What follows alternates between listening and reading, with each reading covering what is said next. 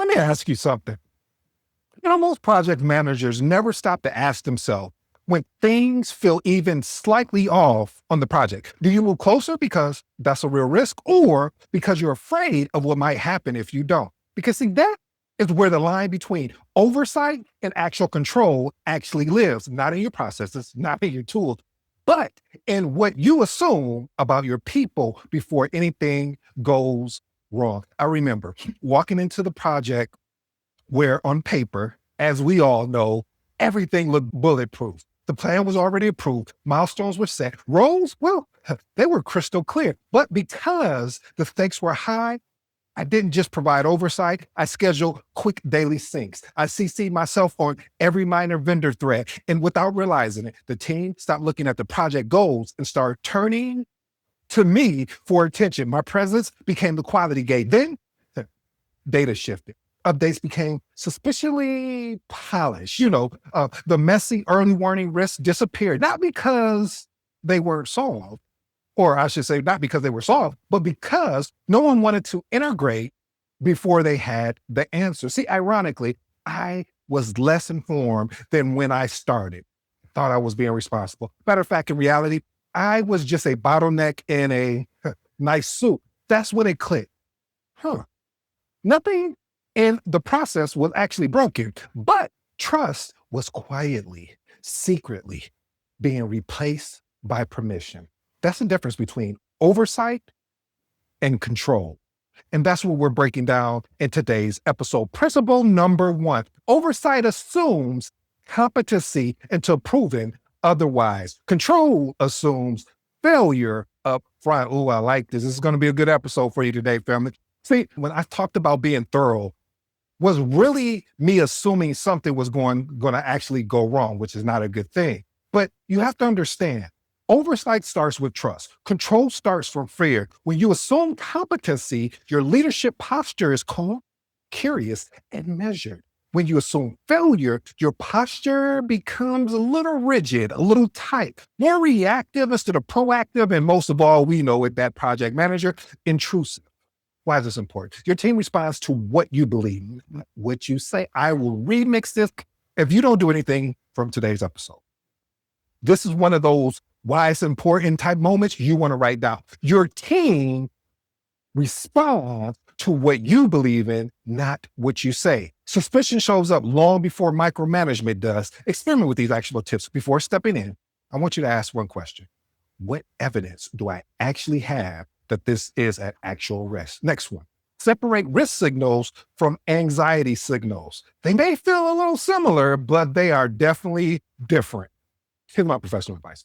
Leadership posture sets the tone before leadership action ever does. And once people sense what you assume about them, behavior, it starts to make a change. Principle number 2, oversight invites transparency. Control drives information hiding. Oversight invites transparency. Control drives information hiding. See, those polished updates weren't alignment. They were actually self-protection. What do you mean by that, ED? See, oversight creates safety for honesty. Control makes every update feel like a defense. When people feel interrogation, you know what they do? They delay the actual disclosure of what's going on. Why is this important? The most dangerous risks aren't hidden. They're actually withheld. You see how I played on those words? Experiment with these actionable tips. Respond to bad news with curiosity, not correction. Next one, praise early risk signals publicly. Here's my professional advice. People don't hide information from leaders. They actually trust. And when transparency disappears, something deeper erodes. Principle number 3, oversight builds confidence in teams. Control, it actually builds compliance. See, once I became the quality gate in my own story, the team stopped pushing back. See, oversight reinforces capability. Control reinforces obedience. Compliance feels smooth. Confidence creates resilience. I like that. See, I love to be resilient. This is all about, I'm always talking about confidence. Why is this important? Projects survive change through confident teams, not compliant ones. Experiment with these actionable tips. Ask for recommendations before giving direction. Next one, invite disagreement without sounding or coming across as being defensive. Here's my professional advice, family. Silence isn't alignment. It's often surrender. And without confidence, ownership temporarily or often fades. Principle number 4, oversight empowers problem solving, control replaces it. See, people waited for me, not because they couldn't solve their own problems, but because I trained them not to. Oh, that's deep. See, oversight creates space for ownership. Control turns the PM into the actual answer. See, eventually teams stop thinking ahead and they just start looking at the PM as the resource to be the individual, or if it's a collective of them, but just the individual to start making decisions for them instead of taking more of a collaborative approach. Okay, I won't know that anymore. Why is this important? You can't scale delivery if everything routes through you. Experiment with these actual tips. Ask, what options have you considered? Next one, step in only when risk, scope, timeline, or costs are impacted and it demands it. Here's my professional advice, family. Being needed feels good. I'm going to tell you, when I'm needed, it feels good. But building independence actually works better. I know as a PM, we want to feel needed. I get it. I'm in the same boat with you. I'm rowing with you. However, building a team of independent workers, and when I say independent, meaning they're making decisions on their own and bringing it back to you, say, hey, this is the decision that we made, or hey, this is the solution we propose. Okay, I won't talk about that no more. This also shows up in how decisions get made. Principle number 5, oversight uses data to decide. Control, it uses intuition to interfere. Oh, man. See, most of my interventions weren't driven by metrics. They were actually driven by discomfort. See, oversight relies on agreed signals. Control reacts to feelings. One stabilizes execution, other, it injects noise, which is no good. Why is this important? Emotion-led decisions erode trust, even when intentions are good. Experiment with these actual tips. Define escalation thresholds up front. Next one, ask for evidence before changing direction.